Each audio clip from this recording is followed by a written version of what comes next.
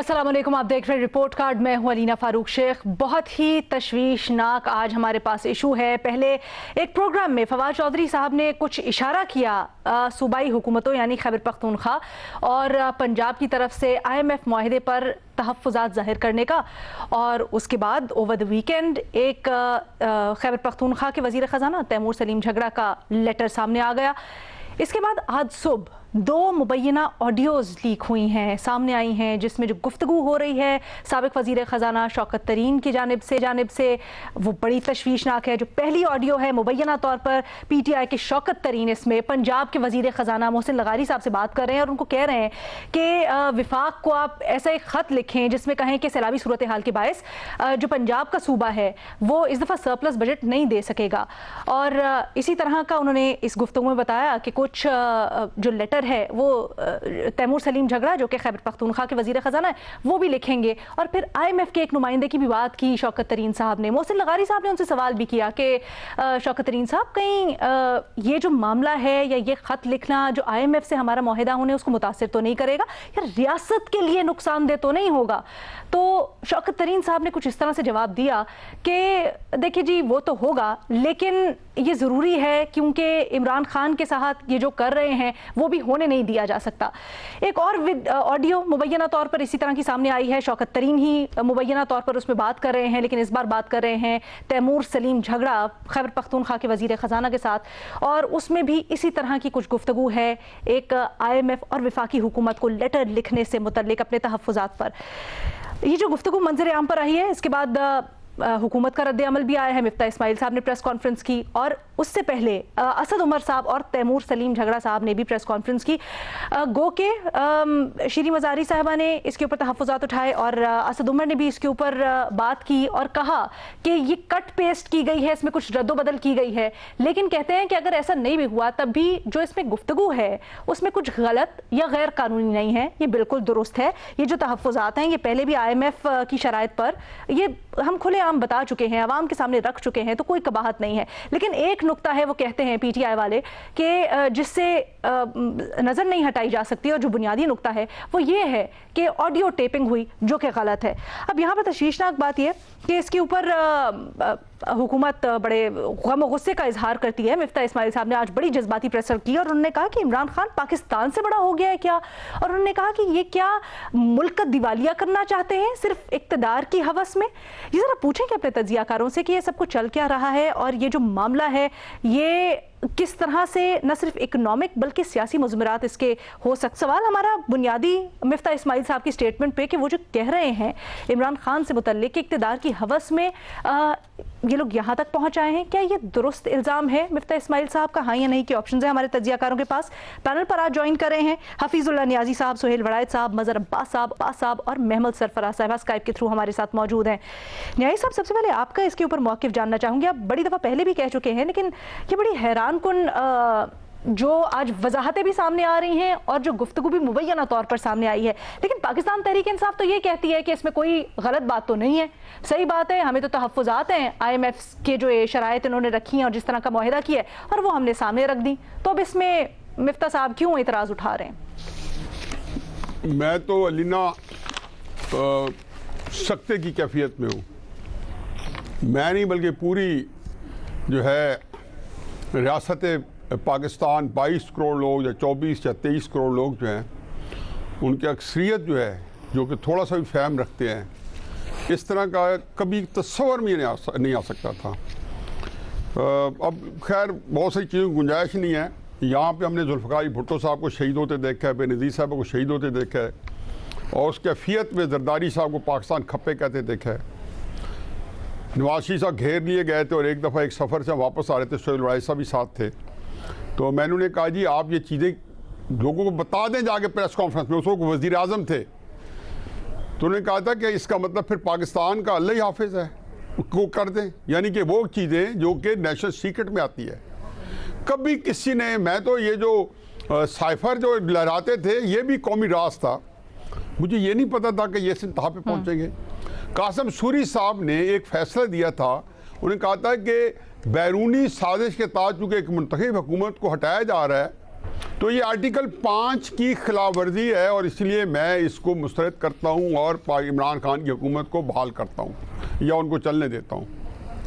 और ये जो मोशन अदम तवात की तहरीक है इसको मैं मुस्तरद करता हूँ। अब आर्टिकल 5 के अंदर सिर्फ 2 लफ्ज़ हैं कि आपकी जो पाकिस्तान के साथ जो लॉयल्टी और वफादारी है ये उसको डिस्कस करता है। अब ये उसके बाद इधर आ जाए, थोड़ा मैं मजहबी टच दे दूं क्योंकि इमरान खान साहब को मजहबी टच रियासत में जीने के लिए बहुत पसंद है। एक तो मैं पहले भी कह चुका हूँ कि हदीस मुबारक सल्लल्लाहु अलैहि वसल्लम है कि मैं उस वक्त तक आपको मौत किसी बंदे को नहीं अल्लाह ताला नहीं देता जब तक उसकी असल जो अंदर जो है, जो असलियत जो है वो बाहर सामने लेके ना आए पूरी दुनिया के आगे। और दूसरा ये है, कुरान की 3-4 जगह पर आयत आती हैं कि वामा करो वामा करुल्लाह वल्लाहु खैरुल माकिरीन। एक प्लानिंग, एक स्कीम तो ज़मीन पे बनाते हो, एक अल्लाह मियाँ आसमान में बनाता है। स्कीम अल्लाह मियाँ की आसमान में कबूल होती है। ये अगर ये आज ना आती हमारे सामने तो तैमूर झगड़ा साहब तो कल फरमा चुके थे कि ये तो लीक ही इन्होंने की है, जियो ने ये की है। वो तो कितने हाथ फैला फैला के हवा में लहरा लहरा के कह रहे थे, उनको क्या पता था कि आज क्या होना है। आज अगर तरीके साहब के लोगों ने उजरे गुनाह बदतर गुनाह सामने लोगों के आए हैं तो उनके मुंह उतरे हुए थे। नासद उमर का चेहरा, बॉडी लैंग्वेज देख ले, नौफाज चौधरी का चेहरा, वो चाहते भी तो उनके चेहरे के अंदर हर किसी मुस्कुराहट, हर किसी जान नहीं थी, बेजान सी शक्लें बैठी थी क्योंकि पता था वारदात हो गई। आप आ गए, कहा क्या जी मोहसिन लगारी जी, रियासत को नुकसान तो नहीं होगा सर, रियासत को शौकत अजीज रियासत को नुकसान तो होगा। हमारे चेयरमैन पर मुकदमात बने, हरम रियासत के नाम पर तावन करते जाएं। फिर रियासत क्या है? रियासत होगी माँ के जैसी, यानी कि माँ को नुकसान तो नहीं होगा सर। मादरे वतन हम कहते हैं ना, माँ वतन माँ है, रियासत होगी माँ के जैसी, रट्टे हुए फिक्रे। उन्हें कहा जी माँ को नुकसान तो नहीं होगा, उन्हें कहा जी होगा तो सही, यानी कि माँ को नुकसान होगा लेकिन इसके अंदर हमारा सियासी फायदा पोशीदा है। अब बताएं, आर्टिकल 5 को पढ़ें और इसको देखें कि ये काम जो दिखाया है कि रियासत पाकिस्तान के खिलाफ इतना बेईमाना, इतना मुजरमाना फेल, और किसका इक़्तिदार क्या चाहिए जी उसके अंदर है कि जी आप मिलेंगे हमें। लेकिन ऐसा पॉइंट उठा रहे हैं, कह रहे हैं ये तो पाकिस्तान के साथ वफादारी का मामला बन जाता है, ये जिस तरफ मामला जा रहे हैं। लेकिन उधर से पीटीआई वाले, क्या आपको लगता है कि ऐसी कॉन्वर्सेशंस फोन पर कर रहे होंगे? गो कि कुछ जरा तजब्जुब सा नजर आ रहा है, एक तरफ मानते भी हैं उसके लुबे लुबाब को, एक तरफ ये भी कहते हैं कि कुछ एडिट की गई है। लेकिन डू यू बाय इट कि फोन्स पे खुलेआम इस माहौल में ये गुफ्तगू हो रही होगी? देखिए अली ना, इसको उस अंदाज में देखें। पहली चीज़ तो ये कि माशाल्लाह पाकिस्तान की टेलीफोन लाइंस बड़ी क्लियर थी, इस कॉन्वर्सेशन को सुनकर अंदाज़ा हुआ। शौकत तरीन की जो गुफ्तगू है वो गैर जिम्मेदाराना है, इसमें कोई भी दो राय नहीं है कि उन्होंने गैर जिम्मेदारी से गुफ्तगू की है। आज फवाद चौधरी साहब ने ये सवाल ज़रूर उठाया कि जी टेलीफोन जो है वो कॉल जो है वो रिकॉर्ड क्यों की गई। बड़ी अच्छी बात है, ये बता दें कि क्या उनके दौर में आईबी के पास ये सिस्टम ख़त्म हो गया था? क्या उस दौर में टेलीफोन कॉल्स जो है वो रिकॉर्ड नहीं की जाती थी? बिल्कुल रिकॉर्ड नहीं होनी चाहिए, इसमें कोई दो राय नहीं है। और मेरा ख्याल है ये जाहिर है हमारे यहाँ कॉल की रिकॉर्डिंग की फैसिलिटीज़ किसके पास है। अब गुफ्तगू सुने। बुनियादी तौर पे वो ये कह रहे हैं कि सैलाब के बाद की जो सूरत हाल है उसमें हम जो है वो ये लेटर लिख दें कि हम इस पोजीशन में नहीं है कि उसको पूरा कर सके। एग्जैक्ट वर्ड जो मैंने सुने हैं, जो शौकत तरीन साहब उनसे गुफ्तगू कर रहे हैं। जो तैमूर झगड़ा या मोहसिन लगारी हैं वो फिर ये कंसर्न शो कर रहे हैं कि कहीं अगर उन तक ये बात पहुंची तो कहीं रियासत को नुकसान तो नहीं हो। यानी वो लोग अपनी कंसर्न शो कर रहे हैं, उन्हें ये फियर है कि ये गुफ्तगू, ये लेटर अगर लीक होता है या पहुंचता है तो इससे नुकसान हो सकता है। जाहिर है आदमी के जहन में सवाल उसी वक्त उठता है जब उसे ये खदशा हो रहा होता है कि यार ये अगर मैं लेटर लिखूंगा और ये IMF के पास पहुंचेगा तो कहीं ऐसा तो नहीं कि स्टेट ऑफ पाकिस्तान को नुकसान होगा। और उस पर हमारे साबिक वफाकी वजीर ख़जाना ने जो गुफ्तगू की और जो जस्टिफिकेशन वो पेश कर रहे हैं, वो इंतहाई गैर जिम्मेदाराना है। और चूंकि अब इस गुफ्तगू की तरदीद नहीं की जा रही बल्कि तस्दीक हो रही है, तो उससे अंदाज़ा होता है कि शौकत तरीन साहब ने एक गैर जिम्मेदारी का मुजाहरा किया। और टाइमिंग क्या है इसकी? आज रात जो है वो ये IMF फैसला करेगी कि और उनका बोर्ड जो है ये मंजूरी देगा या अदरवाइज। तो इसलिए इसकी टाइमिंग भी बहुत इंपॉर्टेंट है। ये गुफ्तगू तो शायद पहले की है, लेकिन जो लीक हुई है वो आज के दिन हुई है। आज पूरा दिन टेलीविजन पर सिवाय इसके और कुछ नहीं चल रहा। आज सोशल मीडिया पे इसके अलावा कोई दूसरी चीज नजर हमें नहीं आ रही। तो इसका मतलब है इसकी टाइमिंग जिसने भी लीक की है उसने इस टाइमिंग को सामने रख के लीक की है कि इससे अगर डैमेज हो जाता है तो हो जाने दो। तो मैं उस एक्सट्रीम पे तो नहीं जाऊंगा कि कोई गद्दारी और इस तरह की, लेकिन ये इंतहाई गैर जिम्मेदाराना गुफ्तगू है एक ऐसे शख्स की और एक ऐसे साहब की जो पाकिस्तान के वजीर खजाना सिर्फ पिछली गवर्नमेंट में नहीं रहे, वो पीपल्स पार्टी की गवर्नमेंट में भी वजीर खजाना रहे हैं। तो मेरा ख्याल है शौकत तरीन साहब ने जो है वो जो बातें की हैं वो यकीनी तौर पे बहुत संजीदा और बहुत सीरियस हैं। अलीना, दो तीन चीजें हैं। लेकिन मज़हर साहब ये बड़ा अहम नुक्ता है जो आपके अलीना, मैं दो तीन चीजें बड़ा क्लियर करते हैं। मेरा ख्याल है कि मज़हर साहब ने दोनों तैमूर झगड़ा की और उनकी जो गुफ्तगू है पूरी नहीं सुनी मनवान, और मैंने उसको सारा जो है उसको स्क्रिप्ट बनाया हुआ है। झगड़ा से उनकी और बात हुई है, उसमें उन्होंने और ना झगड़ा ने सवाल किया है कि जी रियासत को नुकसान तो नहीं, झगड़ा तो उसका तावन कर रहे हैं। उन्होंने कहा सर आप ये तैयार है और मैं पुराना लेटर नकल करूंगा। फिर उन्होंने ये कहा कि ये इनके ऊपर इस हुकूमत के ऊपर प्रेशर डालना जरूरी है। वो कहते हैं कि उसमें पूरी प्लानिंग। फिर एक और बड़ी अहम बात मज़हर साहब ने कहा, ये कल मीटिंग में ये तय हो गया था और हम अब प्रेस कॉन्फ्रेंस जो है वो हमें नहीं करनी, क्योंकि मंडे को हम सेमिनार करेंगे जिसमें जो आज यानी कि ये काम करेंगे। और कल मीटिंग में यानी कि मीटिंग के अंदर तरीके साहब की मीटिंग में ये तय हुआ था, जहाँ दोनों खान मौजूद थे, महमूद खान और इमरान खान, और ये सारी बातें डिस्कस किए। मतलब आप इतनी जो है ना कानों से धुएं निकाल देने वाली, उसमें कोई ऐसा नहीं है कि कोई उसके अंदर कोई गुंजाइश छोड़ी है या उसके अंदर बदनीति नहीं है या उसके अंदर ये बताया नहीं गया। और साफ साफ उन्होंने विदाउट मिन्सिंग वर्ड अल्फाज चबाए बगैर सारी बात कही।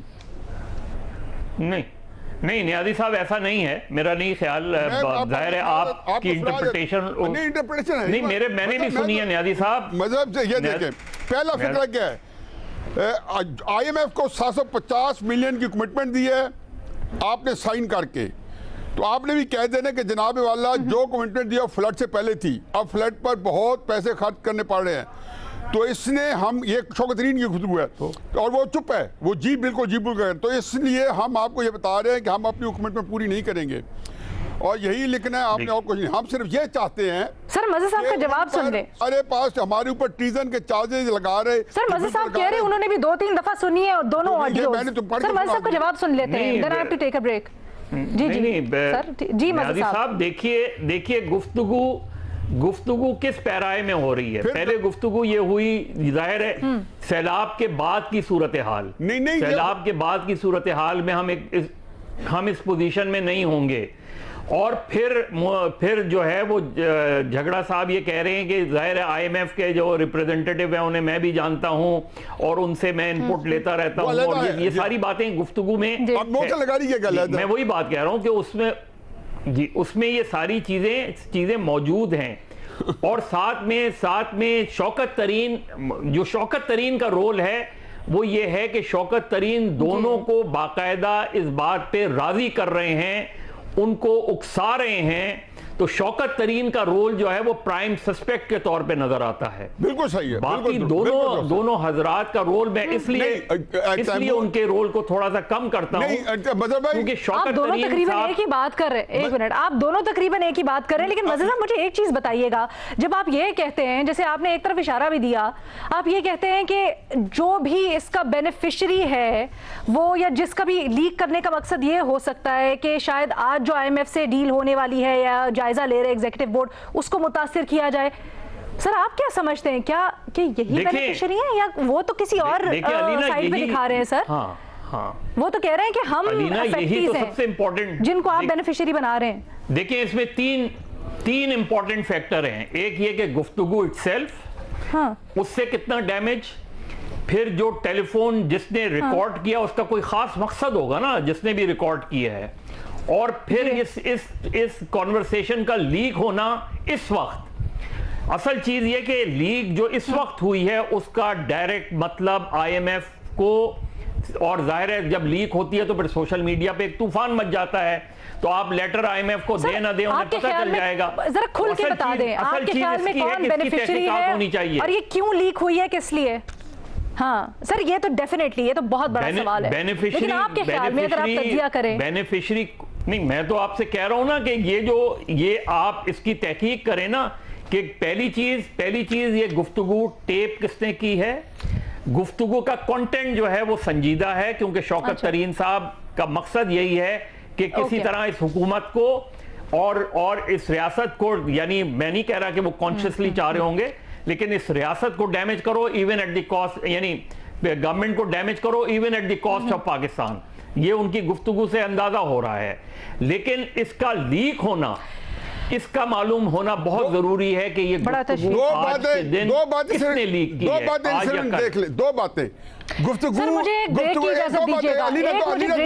दो बातें। एक तो बात है गुफ्तगू एग्जीक्यूशन में आ गई, लेटर लिख दिया गया, पहली बात। दूसरी बात यह है कि हाँ। इसके अंदर दोनों गुफ्तगू में फर्क है और इसके अंदर पूरी प्लानिंग बनाई जा रही है।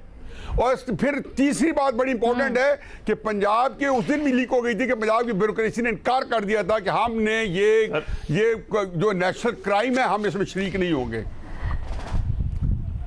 सर मैं जरा एक छोटी सी ब्रेक लेना चाहती हूँ और उसके बाद एक आपने बड़ा अहम नुक्ता उठाया, आप कहते हैं कि ये नेशनल का मामला है, नेशनल सिक्योरिटी का मामला है। तो जरा ब्रेक पे जाते हैं, वापस आते हैं और इस पहलू के ऊपर भी गौर करेंगे कि आगे इसकी तहकीकात कैसे होनी चाहिए और क्या एक्शन होना चाहिए इसके ऊपर, ताकि हमें भी पता चल सके क्या हकीकत है। एक ब्रेक के बाद।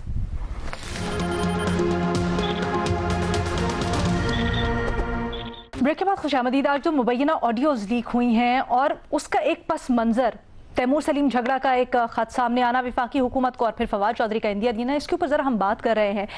महमल आपकी क्या राय है? मिफ्ता इस्माइल साहब जैसे कह रहे हैं कि अगर खान साहब नहीं तो कुछ नहीं, तो मुल्क भी नहीं, क्या आपको वाकई लगता है कि कॉन्शियसली पीटीआई इस तरफ जा रही है, या जैसे मजहर अब्बास साहब भी कह रहे थे कि थोड़ा सा इतना डाउट देना चाहिए कि नहीं, कॉन्शियसली शायद ये चीज़ ना हुई हो, लेकिन बयानिया बड़ा तशवीशनाक है।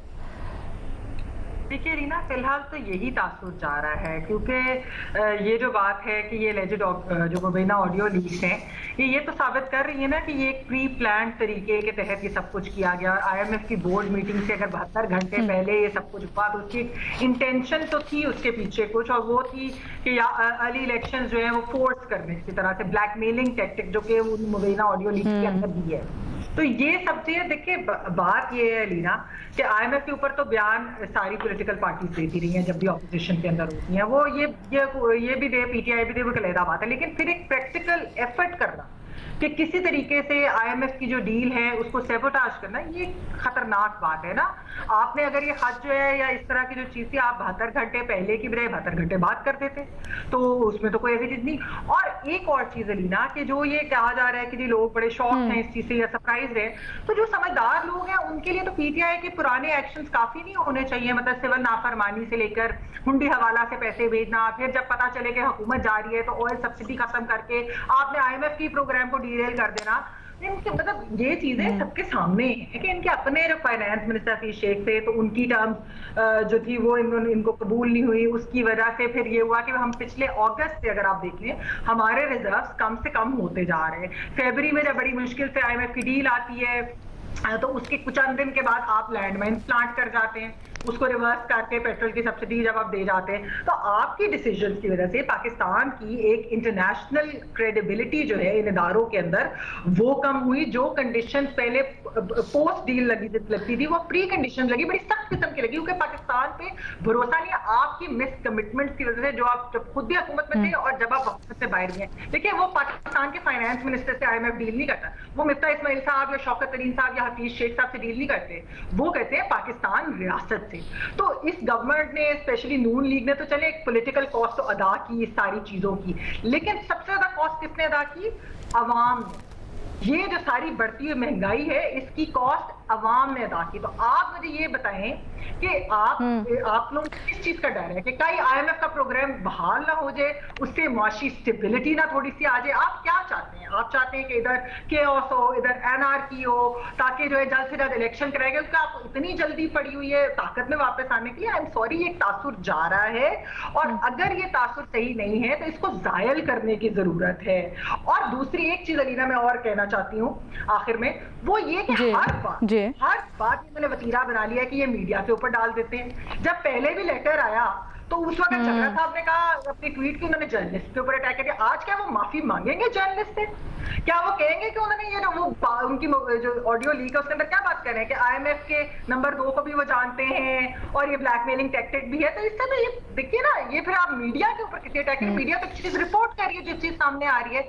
हाँ, फोन टैपिंग की जहां तक बात है, हम पहले दिन से उसके खिलाफ है। हम कहते हैं ये इलीगल टैपिंग नहीं होनी चाहिए और ये सब कहते हैं, लेकिन आपके ही जब फॉर्मर जो आपके चेयरमैन साहब है, वो वजीर आजम थे, वो इस चीज को जस्टिफाई करते होते थे कि क्यों ये जिम्मेदारी है और क्यों ये रियासती इदारों को करनी चाहिए फोन टैपिंग के सिक्योरिटी के लिए। तो ये जो चीजें प्लीज ऐसा मत करें और ट्रंप की तरह इस सिस्टम को की क्रेडिबिलिटी को मत खराब करें, क्योंकि ट्रंप ने जो अटैक किया था वो बाइडेन के ऊपर नहीं किया था, उन्होंने अमेरिकी जमहूरियत और अमेरिका के इलेक्टोरल सिस्टम के ऊपर किया था। और आज भी जो एतमाद, अगर महमल आपकी बात अपनी जगह बिल्कुल दुरुस्त, लेकिन हैरत इस बात पे होती है सुहेल वड़ाइद साहब कि at the end of the day तो पाकिस्तान तहरीक इंसाफ भी इंतखाबात का ही मुतालबा कर रही है ना, और फिर ये भी कहती है इलेक्शंस को हवाला बना के, बाई इलेक्शंस को, कि हमारी हवा चल पड़ी है, हमें सपोर्ट हासिल है अवाम की, हम इक्तदार में आएंगे। तो अगर इस नहज पे इनके इन सब चीज़ों का कॉन्सिक्वेंस हुआ, खुदा ना खास्ता मुल्क के IMF के प्रोग्राम में ना गए या मुल्क का दिवालिया होने के करीब पहुंच जाता है, तो PTI हुकूमत में आके करेगी क्या? फिर इतने बुरे हालात में ये किस तरह से संभालेंगे? दुरुस्त आप कह रही हैं। मेरा ख्याल है कि सबका ही ये रिस्पांस है कि ये मूव गलत है। शौकत तरीन साहब की फैमिली जो है बड़ी कट्टर मुहिब्बे वतन रही है और मेरा ख्याल है कि इस तरह की बात सियासत को सियासत तक रहने दे, सियासत को मईशत के अंदर और फिर इंटरनेशनल अदारों के अंदर। ये तो शेख मुजीब के 6 नुकात जो हैं ये उससे भी आगे बढ़ गए हैं। मेरा नहीं ख्याल कि इन्हें इस हद तक आगे जाना चाहिए कि मईशत के अंदर मुदाखलत करके और ख़त लिख के IMF को मुतासर करने की कोशिश कर रहे हैं। तो इससे तो मईशत का बेड़ा गर्क हो जाएगा और सियासत का बेड़ा गर्क हो जाएगा और इससे पाकिस्तान का बेड़ा गर्क हो जाएगा। मेरा ख्याल है कि ये तर्ज अमल ना तहरीक इंसाफ को जो है ये सूट करता है, ना शौकत तरीन को सूट करता है। इन्हें फौरन अपने इस तर्ज अमल से वापसी चाहिए।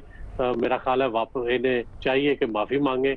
अगर माफ़ी नहीं मांगते तो कम से कम इस तर्ज अमल को दोहराएं ना, जो हो गया इस पर मिट्टी डालें और खामोशी से पीछे हट जाएं। ये तरीका गलत है बिल्कुल। हुकूमतें आती जाती रहती हैं। आज इमरान खान की हुकूमत गई है, कल को दोबारा भी आ सकती है, लेकिन इसी तरह अगर उनके मुखालिफ भी यही करें कि IMF को खत लिखना शुरू कर दें या वो कोई उनकी मुखालिफ सूबाई हुकूमत हो वो अलग से अपना कोई मौक़िफ़ ले ले, तो मेरा ख्याल है कि ये मुनासिब नहीं है। ये तो अलग अलग खारजा पॉलिसी वाली बात है। तो सूबों की अलग खारजा पॉलिसी है और मरकज़ की अलग खारजा पॉलिसी है। मेरा ख्याल है कि ये नहीं होना चाहिए, ये बिल्कुल गलत हुआ है और इसका तदारक करना चाहिए। और मेरा ख्याल है कि ये नेशनल सिक्योरिटी इसी को कहते हैं। मुसल्लह अफवाज को भी मेरा ख्याल है इस तरफ तवज्जो देनी चाहिए और जो भी हमारे अदारे हैं जिसमें सारे बैठ के मशवरा करते हैं उसमें मशवरा करना चाहिए कि इस तरह का जो इकदाम है उसको किस तरह से रोका जा सकता है। ये तो सूबे जो हैं ये वो कर रहे हैं कि अपनी खारजा पॉलिसी अलग से बना रहे हैं, तो ये तो मुनासिब नहीं है। सर, ये अहम बात है आपकी जो आप समझते हैं कि इसको नेशनल सिक्योरिटी काउंसिल में उठाना चाहिए, क्योंकि हमें ये भी याद पड़ता है कि जो इकोनॉमी के मामलात हैं उसके ऊपर सारी जमातों का पिछली हुकूमत भी कंसेंसस हुआ था और इसको यही कहा गया था कि नेशनल सिक्योरिटी का मसला है और अब इसको ऐसे ही देखा जाएगा। तो क्या इस मामले को अब नेशनल सिक्योरिटी काउंसिल में उठाना चाहिए और क्या एक्शन होना चाहिए? एक छोटी सी ब्रेक की इजाजत दीजिएगा मदद साहब, वापस आते हैं और फिर इसके ऊपर जरा गुफ्तगू करते हैं।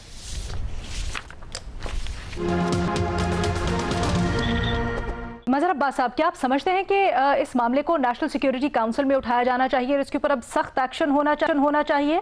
खासकर जिस तरह ब्रेक से पहले अभी सुहेल वड़ाइच साहब भी बात कर रहे थे कि किस तरह से सूबे अलग से अपनी 1.5 इंच की मस्जिद बना सकते हैं। अलीना, पहले तो ये बात बताया जाए कि लीक किसने की है। ये पीटीआई ने लीक की है या किसी और ने लीक की है? और अगर किसी और ने लीक की है तो उसका क्या मकसद है? इसका जाहिर है इसका मकसद, अगर किसी और ने लीक की है, जिसने भी लीक की है उसका मकसद ये है कि पाकिस्तान डैमेज हो।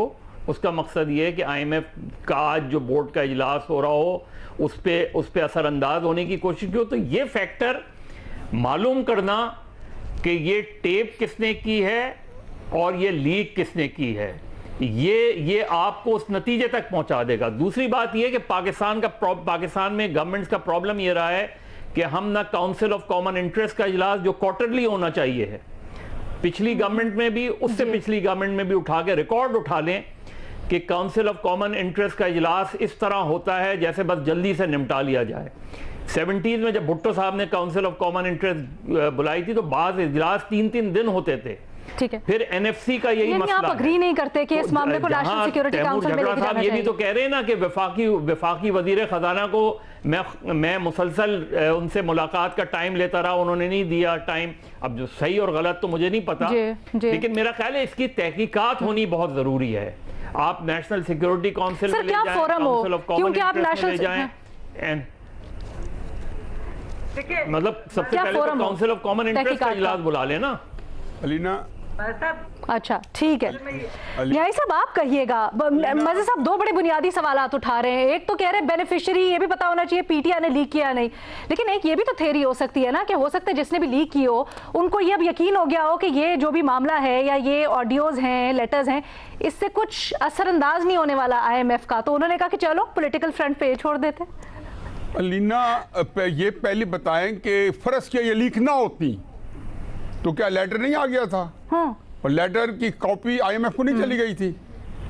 आज क्या आईएमएफ का वाशिंगटन में एग्जीक्यूटिव बोर्ड का इजलास नहीं हो रहा? नहीं। क्या आज पहली बात है, झगड़ा साहब तो अभी वीडियो उन्होंने रिलीज की है। नहीं, आप ये झगड़ा साहब तो कह रहे हैं कि अगर सबूत है तो दिखा दें। मेरी बात मैं कर लूं मुकम्मल कि पहली मुझे बताएं कि जी मिफ्ता साहब को फ्राइडे रात को खत मिल गया, टीवी पे आ गया, और अगले दिन झगड़े साहब ने कहा कि मिफ्ता साहब ने खुद लीक किया है। उसमें जंग की रिपोर्ट थी जिसमें जंग ने कहा कि जी ये खत आईएमएफ को भेज दिया गया है। तो आज उसमें क्या कैसेट उसके अंदर कि मैंने भेज दिया आईएमएफ को, और नंबर 2 को मैं खुद जानता हूँ, मैं कॉल करके कहूँगा, और मेरी उससे बड़ी अंडरस्टैंडिंग है। और ये मामला जो है यानी कि आईएमएफ को उसके अंदर लिखा कि किस तरीके से सबूताज कर रहे हैं इस सारे फंड्स को।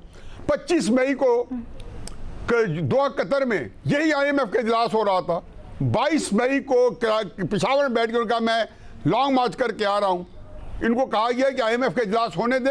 उस वक्त सेक्रेटेरियल लेवल पर था ये इजलास, ये आए 25 को, और आईएमएफ का इजलास जो है वो लेट हो गया।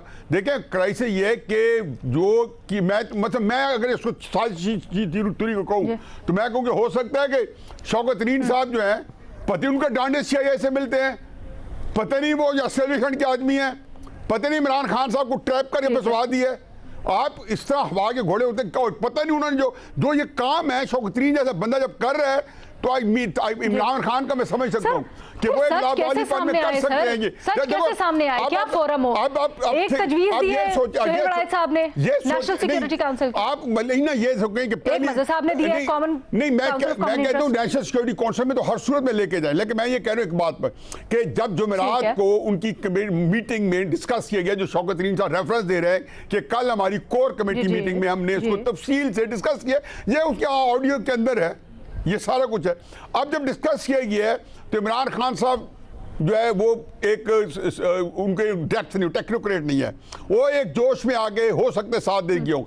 शौकत तरीन ने he would have known this कि जो काम कर रहे हैं ये पाकिस्तान पर बहुत बड़े गुंजन में फंसा रहे हैं। साबित हो चुका, वो कहते हैं सर्कमस्टेंशियल, ठीक है मेहमान न्यायी साहब कहते हैं सर्कमस्टेंशियल एविडेंस देख लें, उससे साबित हो गया कि ये जो सारे मामलात हुए हैं इसके पीछे पाकिस्तान तहरीक इंसाफ है और वो कन्विक्टेड है, कन्विक्शन से कह रहे हैं कि जी यही सारा कुछ मामलात खराब करने की कोशिश कर रहे हैं। मदर साहब कह रहे हैं कि जरा होनी चाहिए तहकीकात इस चीज में। आप कौन सा दुरुस्त फोरम समझती हैं कि समझती हैं? देखिए आर्टिकल 5 आप तो ये है कि अच्छा, ऑडियो बहुत बड़ी बात कर रहे हैं न्याजी साहब। महमल, डू यू अग्री? नहीं है न्याय साहब, मैं इस चीज से एग्री नहीं करती। देखिए हमें किसी को भी पेट्रियटिज्म सर्टिफिकेट या इस तरह के बाबा, आपने रियासत को कहते हैं, रियासत को मोशन, मैं एक बात सुन ले, बस एक बात मैं मोशन में दोबारा दोहरा देता हूँ। मोशन कहते हैं कि सर क्या जवाब देने का मौका नुकसान नहीं होगा? सौगतरीन, नुकसान तो होगा रियासत को। क्या सर जवाब देने देना, मेरे पास टाइम बड़ा कम है। अलीना मैं ये कह रही हूँ बात, सर मेरे पास टाइम बड़ा कम है। महमल का जवाब। हाँ, ऑडियो लीक्स को डिनाई नहीं किया जी गया। महमल। बीबीसी उर्दू को भी शौकत तरीन साहब ने एक इंटरव्यू जो दिया है उसके अंदर उन्होंने ऑडियो लीक्स डिनाई नहीं किया। उन्होंने ये सवाल जरूर उठाया है कि ये किस तरीके से हुई है, लीक किस तरह हुई है, किसने ये टेप की थी, और उन्होंने कहा क्या को सबाक से हटाया गया। तो लीक्स को डिनाई नहीं किया गया। तो जो बात है कि ये प्री प्लानिंग के तहत हुआ, मीटिंग का भी जिक्र हुआ इन ऑडियो लीक्स के अंदर कि मीटिंग के अंदर ये चीज तय की गई थी, तो वो तो कोई ऐसी, और फिर उसको ब्लैकमेलिंग टैक्टिक भी एडमिट किया गया और IMF के नंबर 2 की भी बात की गई, और जिस तरीके से सोशल मीडिया पे डाल देंगे वो सारी चीज सामने है। मैं ये कहूंगी कि हाँ ये चीज है बहुत ज्यादा इस तरीके से कि आपने एक सैबोटाज करने की या कोशिश की, या फोर्स कर रहे हैं कि इलेक्शन किए जाए, डी इलेक्शन, ये डील ना हो, कोई चीज डीरेल हो। नहीं महमल, तो न्याजी साहब भी वही कह रहे हैं ना। न्याजी साहब कह रहे हैं कि इन सबको देख के तो ये लगता है कि इमरान खान और पाकिस्तान तहरीक इंसाफ रियासत के लिए अब खतरा बन गए हैं अगर उनके एजेंडा पूरा ना हो। तो क्या आप इसमें बिलीव करती हैं कि तहरीक इंसाफ रियासत के लिए खतरा बन गई? देखिए मैंने कहा कि ये तासुर को जायल करना चाहिए PTI को, क्योंकि देखिए उन्होंने भी अगर हुकूमत में वापस आना है तो ये मुल्क उनका भी उतना है जितना ये बाकी सब जमातों का या हमसारों का है। तो ऐसा तो नहीं कोई कर सकता कि वो कहे कि अच्छा जी सब कुछ जो है उसको तबाह कर दिया जाए। लेकिन क्या आप ताकत में जल्दी वापस आने के लिए इस नहज तक जा सकते हैं कि आप एक रियासत की डील को सैबोटाज करना चाहे ताकि अर्ली इलेक्शन फोर्स हो जाए? ये जो चीज है ये एक्चुअली सही नहीं है। आप सियासत को, जिस साहब ने कहा, एक तरफ रखें, और इस वक्त आपको ये सोचना है कि हम बहुत मुश्किल हालात के अंदर हैं। जी सोहेल साहब, अब दो राय आ रही हैं। एक तरफ ये तासुर जैसे महमल और मजहर अब्बास साहब कह रहे हैं कि आ रहा है कि पाकिस्तान तहरीक इंसाफ को ये तासुर जायल करना चाहिए या उनके साथ एक जो इंप्रेशन बन रहा है उसको जायल करना चाहिए। लेकिन न्याय साहब बड़े कन्विक्शन से कह रहे हैं कि अगर सर्कमस्टेंशियल एविडेंस को देखा जाए तो उससे साबित होता है कि पे दर पे इस तरह की चीजें हो रही हैं जिससे रियासत को नुकसान पहुंचाया जा रहा है और इसके पीछे पाकिस्तान तहरीक इंसाफ है। आप क्या राय रखते हैं इसके ऊपर? नहीं, मैं तो मजहर अब्बास साहब और महमल से एग्री करूंगा, और मैं ये कहूंगा कि इस तासर को उन्हें जायल करना चाहिए। ये ठीक है, बाज़ औक़ात सियासी जमातों से गलती हो जाती है, लेकिन इतनी बड़ी जमात को कोई पनिश करना या सजा देना या उसको कोई गैर मुहब्बे वतन करार देना या उसको आर्टिकल 5 के तहत जो है उस पर इल्ज़ाम लगाना, ये मैं समझता हूँ ये कुछ ज्यादती होगी। इसकी बजाय उनको ये वार्निंग देना, उनको ये समझाना कि आप इस हद तक ना जाएं। इस हद तक तो शेख मुजीब भी नहीं गए थे। सर वो फिर नेशनल सिक्योरिटी काउंसिल में मामला जाएगा तो फिर तो किसी भी हद तक जा सकता है ना। फिर वो कहते हैं ना बात चलेगी तो दूर तक जाएगी। न्यायी साहब, हाँ नहीं, दूर तक ना जाए। मैं सिर्फ उनको समझाया जाए, उनको देखें अपनी सियासी पार्टियां हैं, वो अपने बच्चे हैं। तहरीक इंसाफ भी माँ है, तहरीक इंसाफ की भी पाकिस्तान माँ है और नून की भी माँ है। तो माँ को तो समझाना चाहिए। माँ सजाएं नहीं देती, माँ जो है वो समझाती है, माँ दर्स देती है, माँ आहिस्ता आहिस्ता उसको कायल करती है बच्चे को। तो आप कायल करें उसको, बच्चे को समझाएं कि इस हद तक अपनी जिद ये ना इस हद तक ना ले जाए कि रियासत को या माँ को नुकसान पहुंचे। अलीना सोहेल साहब कह रहे हैं कि शेख मुजीब रहमान से ज्यादा इन्होंने ज्यादा हीनियस ऑफेंस किया है, ज्यादा घिनौना इन्होंने जो है ये कदम उठाया है। तो शेख मुजीब के साथ क्या किया था? ट्रीजन के चार्जेस लगे थे, वो ट्रायल हुआ था अगरतला साजिश केस में। चलो इसको भी छोड़े। अब आप जब आपके जो एविडेंसेस हैं कि 10 रुपए पेट्रोल जब कम कर रहे हैं तो क्या इतना ज़हनी तौर पे बांझ था वज़ीर आज़म की जिसको ये पता ही नहीं था कि पाकिस्तान बैंकक्रप्ट हो जाएगा? जबकि फरवरी में शौकत तरीन साहब प्रेस कॉन्फ्रेंस कर रहे हैं कि IMF हमें बढ़ाना पड़ेगा वरना हमारे पास चारा नहीं है कीमतें, और आप 10 रुपए कम कर रहे हैं। तो क्या आप कर रहे हैं? आपका सवाल यह है कि क्या पाकिस्तान को दिवालिया करने की साजिश है? मैंने कहा इमरान खान साहब की, तो 10 रुपए काफ़ी हैं। 25 मई का भी छोड़ें, आज का भी छोड़ें, बाकी भी छोड़ें कि श्रीलंका बन जाएगा। 10 रुपए जो कम किए थे वो ट्रैप था, उसको लैंड में अनफॉर्चुनेटली हमारे पास वक्त आज प्रोग्राम में खत्म हो गया, इसको यहीं पे समेटेंगे, आने वाले दिनों में इसके ऊपर बात करेंगे। अभी इजाजत दीजिए, अल्लाह हाफिज।